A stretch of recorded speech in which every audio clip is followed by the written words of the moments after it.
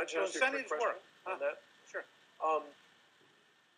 I'm excited to hear you talk about the urgency. I really am. And given that, albeit you still sort of have a different approach, what would you say to Senator Inhofe and to others in the Senate who are resisting even science? What's your message to them here today? My message, I think, is that the evidence is sufficient that we should move towards the most effective possible steps to reduce carbon loading of the atmosphere. And do it urgently, now. Do it urgently, yes. But let me, if I can, let me explain partly why this is a very challenging thing to do if you're a conservative.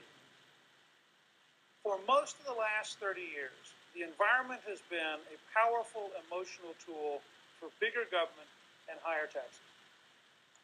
And therefore, if you're a conservative, the minute you start hearing these arguments, you know what's coming next, which is bigger government and higher taxes. So even though it may be the right thing to do, you end up fighting it because you don't want the bigger government and higher taxes.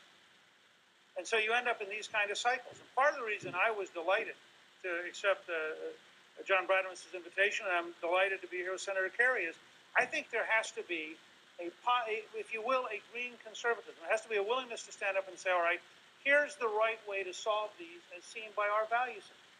And now to have a dialogue about what's the most effective way to solve it, rather than to get into a fight over whether or not to solve it. When I was Speaker, I think it's fair to say that on things, on a whole range of biodiversity issues, I intervened again and again on the side of the environment. Absolutely. And you know, I really do believe but I think it's very, you know, I would be delighted to see open-ended hearings. By open, I don't mean in time, but I mean in terms of the topic.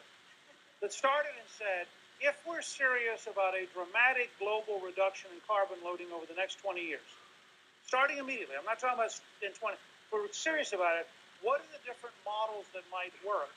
And are there, in fact, incentive-based, market-oriented models that would work as well or faster? And is there a chance they would produce the technologies that would make it easier for India and China to decide you can have green prosperity? Because if you can develop green prosperity, you change the entire trajectory for the planet, not just for the U.S.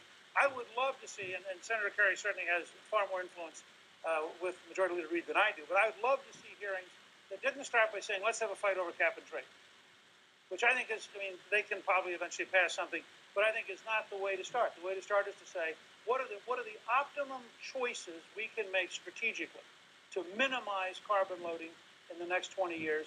And I believe we can bring a science and technology and entrepreneurship incentive-based model that would at least be worth being considered seriously by the House and Senate.